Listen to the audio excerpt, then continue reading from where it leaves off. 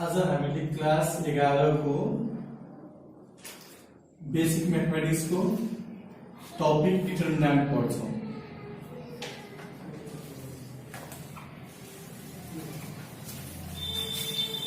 Determinant जहिले पनि हामीले स्क्वायर मैट्रिक्स को मात्र निकाल्न सक्छौं।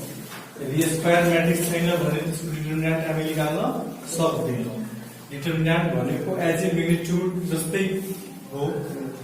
हामीले चाहिँ सबभन्दा पहिला 1/1 कुनै स्क्वायर मैट्रिक्स छ यसको डिटरमिनेन्ट कसरी निकाल्ने हो त्यो हेर्छौं। Let A matrix has the element K, then determinant is denoted by DTA or A र दुईटा कलम हैन, दुईटा कलमको बीचमा A राख्छौ भने त्यो पनि के रिप्रेजेन्ट गरेको डिटरमिनेन्ट। कलम पढ्ने होइन, यसले हामी डाइरेक्ट के पढ्छौं डिटरमिनेन्ट अफ मैट्रिक्स A। तो 1/1 मैट्रिक्स छ भने यसको जे एलिमेन्ट हुन्छ त्यही के भइहाल्छ डिटरमिनेन्ट को भ्यालु भइहाल्छ। For example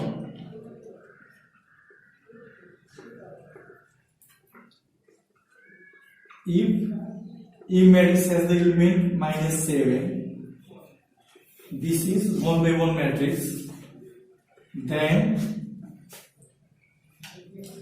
determinant of A equals to -7।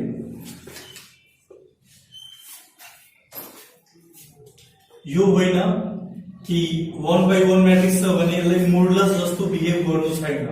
मोडुलसले के गर्छ नेगेटिभ भए पनि के गरिदिन्छ पोजिटिभ गरिदिने हो। नेक्स्ट हामी हेर्छौं 2/2 स्क्वायर मैट्रिक्स को डिटरमिनेन्ट निकाल्ने तरिका। Late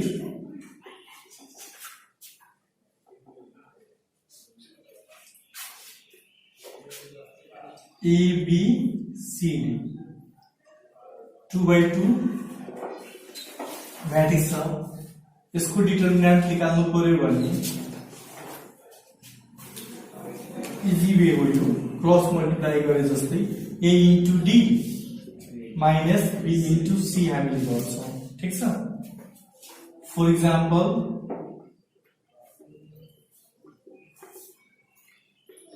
if A has the element 1 3 5 2,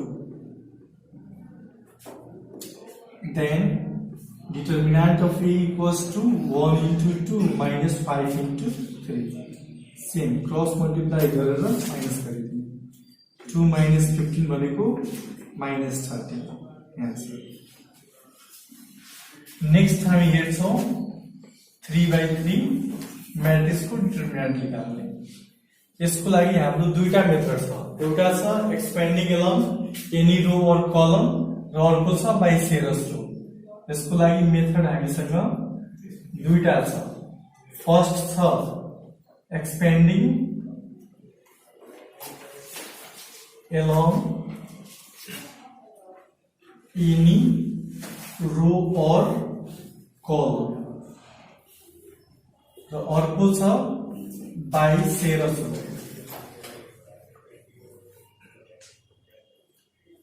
कुनै हामी मेथड युज गरेर निकाल्न सक्छौं। हामीले फर्स्ट मेथड हेर्ने हो एक्सपेन्डिङ एलोङ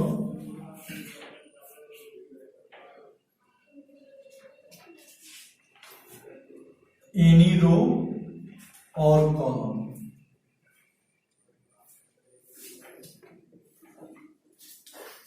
यसको लागि हामी एउटा जेनरल फर्ममा matrix लिन्छौं 3/3 A11 A12 A13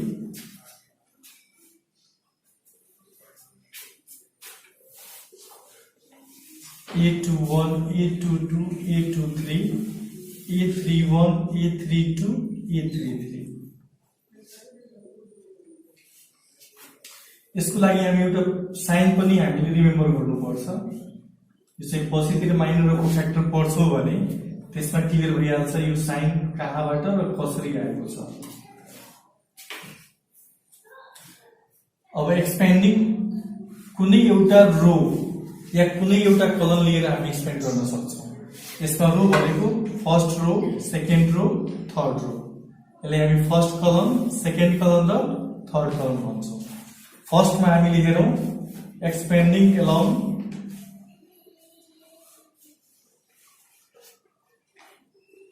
R1 wicket. हामीले रो फर्स्ट लिएर एक्सपेन्ड गर्ने हो भने डिटरमिनेन्ट कसरी निकाल्ने त्यो कुरा हामी हेर्छौं। यसको लागि सबभन्दा पहिला ए को determinant first element, first row को फर्स्ट एलिमेन्ट के हो A11। यो हामी हेर्छौं र यसको साइन के हो प्लस भने प्लस हुन्छ र हामीले के गर्ने यो एलिमेन्ट फर्स्ट रो र फर्स्ट कलमको हो भने यो रो र कलमलाई के गर्ने ओमिट गर्ने, छोडिदिने, छाडिदिने र बाँकी एलिमेन्ट 2/2 को फर्ममा हुन्छ। त्यसको डिटरमिनेन्ट के भइहाल्छ A22, A23, A32, A33। अब साइन अनुसार के आउने हो माइनस, अगाडि के हुन्छ माइनस र अर्को एलिमेन्ट A12। सेम तरिकाले फेरि हामी के गर्छौं यो रो र कलमलाई के गर्ने हो ओमिट गर्ने हो र बाँकी एलिमेन्ट के भइहाल्छ A21, A23, A31, A33। Last sign के छ यसको फर्स्ट रो प्लस छ भने हामी प्लस र यो एलिमेन्ट थर्ड एलिमेन्ट लेख्ने A13। सेम प्रोसेसले फेरि ओमिट गर्ने हो भने बाँकी एलिमेन्ट के छ A21, A22, A31, A32।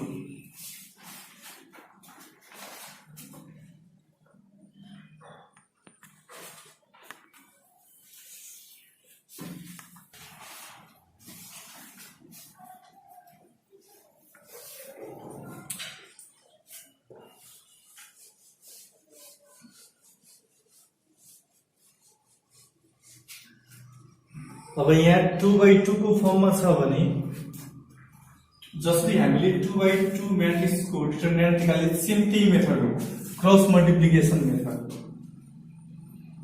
AD - BC को फर्ममा छ A22 into A23 minus A23 into A32। त्यस्तै अर्कोलाई पनि A21 into A23, A21 into A33 minus A31 into A23। अर्को टर्म के छ plus A13, A21 into A32 minus A31 into A22। For example अब यो त पुरै अल्फाबेट को फर्ममा छ, जेनरल फर्ममा छ।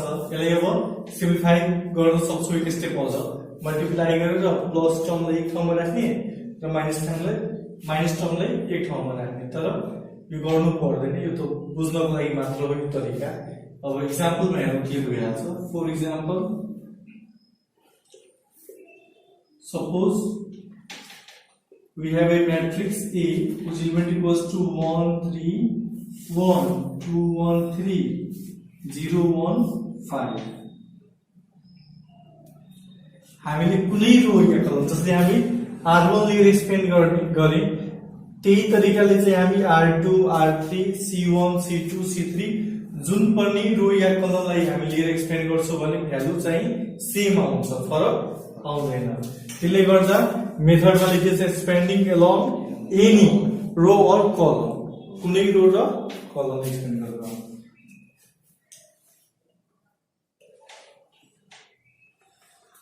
देन ए डिटरमिनेन्ट निकाल्नु पर्यो भने एक्सपेन्डिङ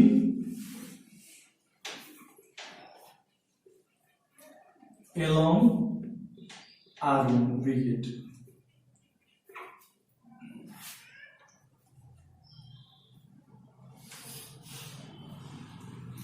फर्स्ट रो लिने हो भने 1 यो रो र कलमलाई इलिमिनेट गर्यो भने 1 3 1 5। साइन अनुसार यो साइन पनि सजिलोको लागि साइडमा पेन्सिलले लेखेर नि राख्न सजिलो हुन्छ, गल्ती हुँदैन। -3 यो रो र कलमलाई इलिमिनेट गर्ने 2 0 3 5 +1 यो रो र कलम इन्भर्ट गर्यो भने 2 1 0 1 1 into 5 minus 1 into 3 2 into 5 minus 0 into 3 2 into 1 minus 0 into 1 5 minus 3 10 minus 0 2 minus 0 1 into 2 3 into 10 plus 1 into 2 2 minus 30 plus 2 it means minus 26 is the required answer.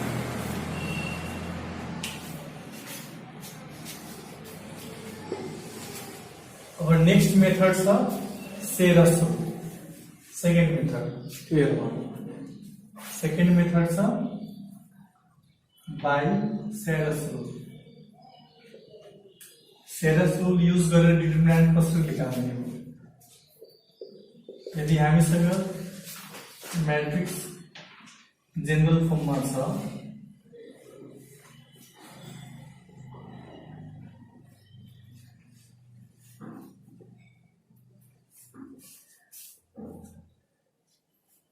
तो यो रूल को लागि सबभन्दा पहिला C1 C2 C3 यसरी हामी डिनोट गरिदिने फर्स्ट कलमको element A11 A21 A31 A12 A22 A32 A13 A23 A33 अब सेरस रुलमा हामीले फर्स्ट कलम र सेकेन्ड कलमलाई रिपिट गर्ने हो फर्स्ट कलम फर्स्टै ठाउँमा आउनु पर्यो C3 पछि C1 आउनु पर्यो र C1 पछि C2 यसलाई पनि हामी अगाडि पछाडी गर्छौं भने हाम्रो भ्यालु के भइरहेछ रङ हुन्छ आन्सर रङ भइरहेछ A11 A21 A31 A12 A22 A32 अब यो मेथडमा हामीले डायगोनल एलिमेन्ट फर्म गर्नु पर्यो यसको लागि पेन्सिल युज गर्नु होला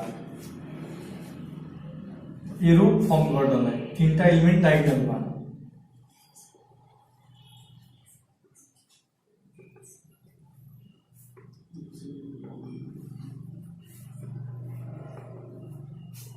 यसमा हामी हेर्न सक्छौं डायगोनल जस्तै फर्म भएको तीनटा डायगोनल एलिमेन्ट्स छ जुन टप देखि बटम तिर मुभ गरिरहेछ एरो त्यस्तै अर्को एरो तीनटा छ जुन बटम देखि टप तिर मुभ गरिरहेछ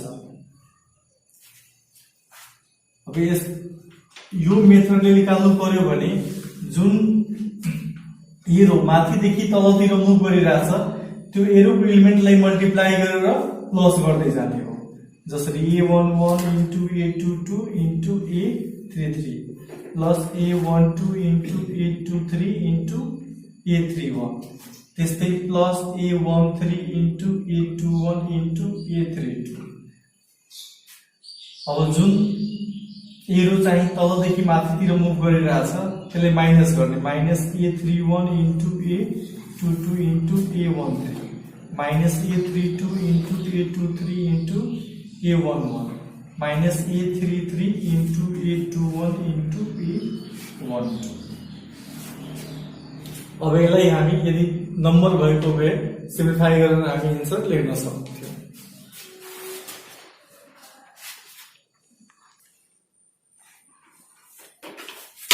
अब यसको लागि पनि एक्जाम्पल हामी सेम लिएर अगाडि बढ्ने फर एक्जाम्पल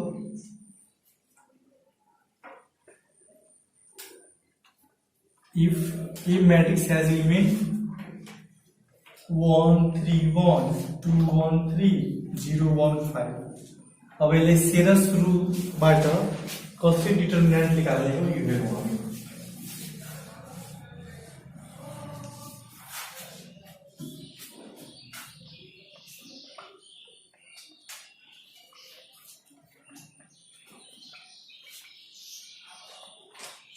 एक्जाम में सेरस रूल या एक्सपेंडिंग मेथड भनेको हुँदैन हामीले जुन मेथडबाट पनि निकाल्न सक्छौं तर सिक्नको लागि मैले त्यहाँ लेखिदिएकी तपाईले सिकिहाल्नुहुन्छ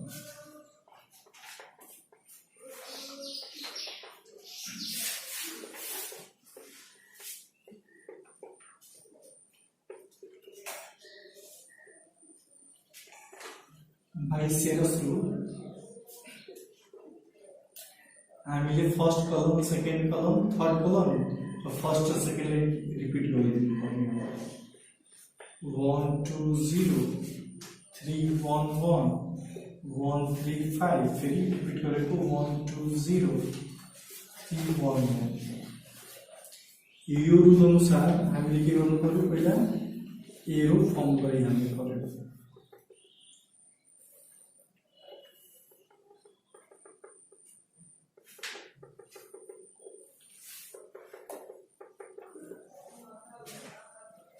अब जुन एरो माथिदेखि तलतिर आइरहेको छ त्यसलाई त्यसको एलिमेन्टले मल्टिप्लाई गरेर एड गर्नु छ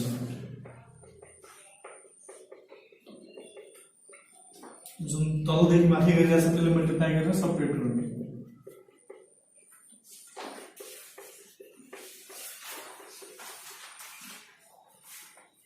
यसको मल्टिप्लाई 5 भइहाल्छ यो 0 भयो यो 2 भयो यो 0 भयो यो 3 हुन्छ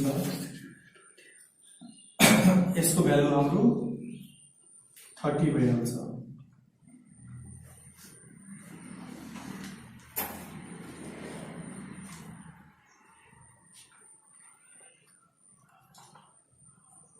अब हामीले यसलाई सोल्भ गर्छौं भने -30 हुने हो माइनस साइन छ अब यसलाई हामी एड गर्छौं भने -26 आउँछ यो हाम्रो आन्सर